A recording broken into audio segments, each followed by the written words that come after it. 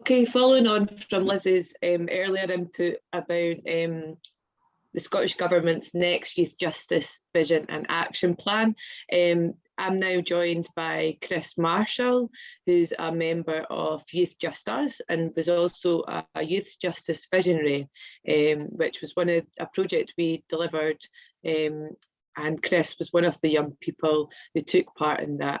So before we talk about Youth Justice Visionaries, I'll just tell you a wee bit about Youth Justice Voices, who I am and what we do. So I'm Ruth Kerricker. I'm the Youth Justice Participation Lead between Scottish Through Care and Aftercare Forum and the Children and Young People's Centre for Justice. I lead on Youth Justice Voices, which is a national participation project for young people aged 16 to 25 with experience of the care and justice systems in Scotland. All the work that we do is led by young people, and it's led by the steering group Youth Just Us, who, as I've already said, Chris is an active member of.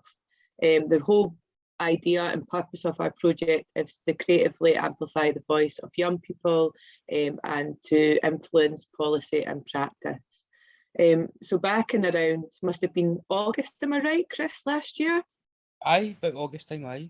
Yeah, the Scottish Government got in touch with us, like they have done before, to ask if we had any young people who might be interested in sharing their views on the next Youth Justice Vision and Action Plan. So taking part in a consultation. Knowing how well many members of the Youth Just Us group worked together and knowing that they had lots of different skills and lots of things to say, we went back to the Scottish Government and asked if they would be interested in commissioning 4 members of Youth Just Us to become Youth Justice Visionaries.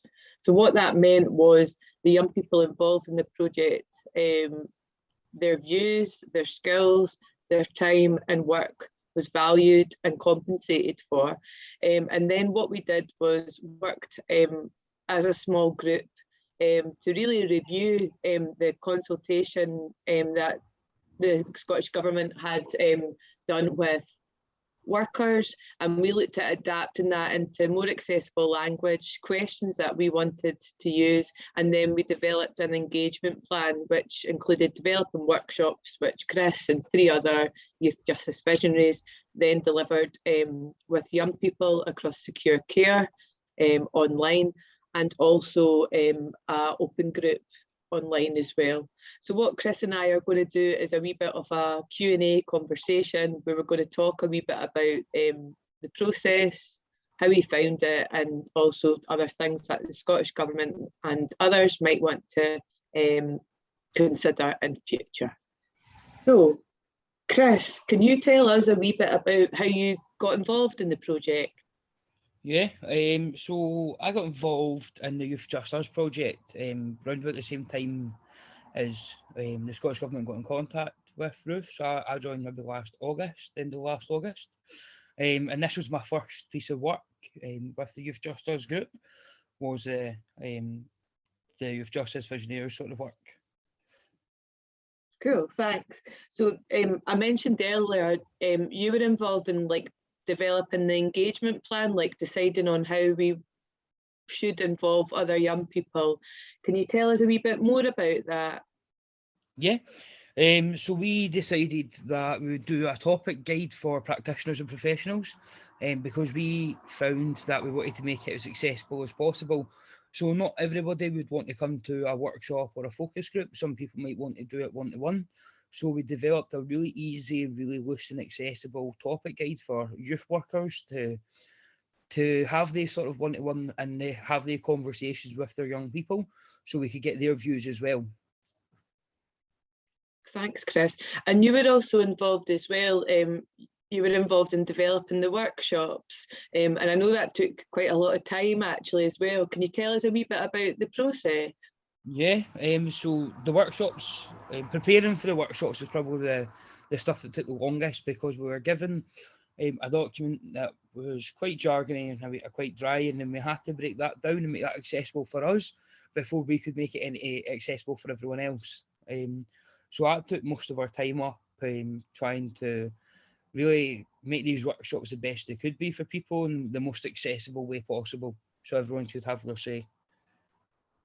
Cool. And in terms of the workshops, what sort of things did you cover, and like what were the workshops like? What do you think they felt like for I suppose for you as delivering and for the young people who took part in them? Well, I hope they felt like a creative, safe space so young people could show off their creative side in a safe space so we could get reviews. Our workshops were quite interactive and they were, again, very creative. So everybody had something to engage in. Nice one. And why do you think it's important that young people are involved in opportunities like this? Or I suppose not opportunities, but involved in informing policy and informing that from the start. Why do you think that's important? It's important because it's going to be affecting, like say, my life right now, but also in 10 years' time, it's still going to be affecting me. And for other people around the country, I know it's going to be affecting our young people now and in the future. The next generation of young people will still be getting affected by this report as well. Yeah.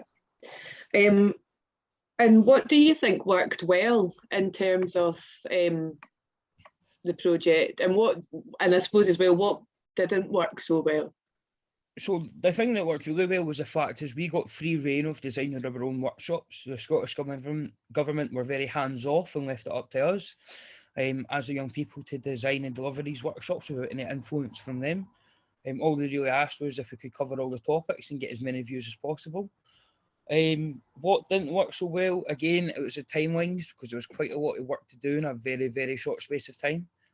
I think another thing that worked well was the fact we were paid for the opportunity as well for all our time. Yeah, I think that's something that we've obviously talked about a lot at Youth Just Us. Why do you think that is it? Well, I know why I think it's important, but why is that important to you? Well, it's just another way of saying we value what you say. But the worrying thing is some organisations use money as a they think the money equals value and it doesn't. Like for us, it's just a token of the organisation's appreciation or the government's appreciation for the amount of hard work and stuff we've done. Great, thanks. Is there anything that the Scottish Government could have done to make the process easier, or anything you would recommend for the future? I would definitely recommend trying having a longer time scale because I believe, and I'm sure others would believe in the group, that if we had even just like 6 months to do it, we could have made it a lot bigger and a lot better. We could have got a lot more young people involved and a lot more people influencing the policy document. Great. And anything else that you've got in terms of general feedback for the project, or anything that you think people should know if they're considering doing something like this? If you're considering doing something like this and you're a practitioner or a professional, just remember to amplify your young people's voices. It's the young people that are going to be affected at the end of the day. So let them lead the discussions and let them lead the sessions and let them design what they want to do each week and each month or for however long you meet, because it's at the end of the day, it's them. Everything should be about them. Great. And what about from yourself? From obviously you shared your views through the process, and obviously you gathered the views of other young people. Was there anything what stood out for you in terms of what the government need to prioritise or what's important? I think the government need to prioritise the fact that 16-year-olds are actually still being put in cells by police officers. I don't think that is right, and I think that needs to be changed. So I think there should be a consideration, and I think the Scottish Government really need to take a look at maybe setting up safe spaces in communities. So instead of these 16 and 17-year-olds ending up in custody and in the cells, they go to this safe space to where like a multi-agency support package is there, so you'll have like a nurse there or a police officer there and just different counsellors and stuff, so that young person gets the help they need instead of ending up having to go through the justice system over and over and over again. Yeah, lots of great ideas.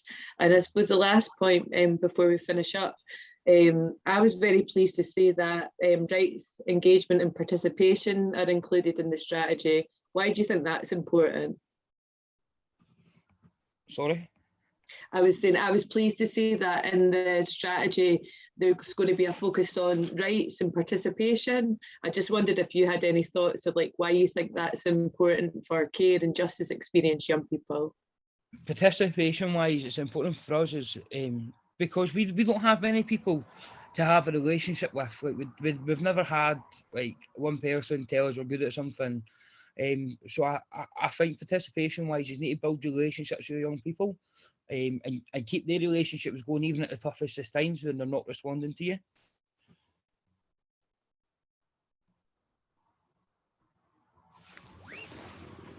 Great. Okay. Is there anything else you want to add, Chris?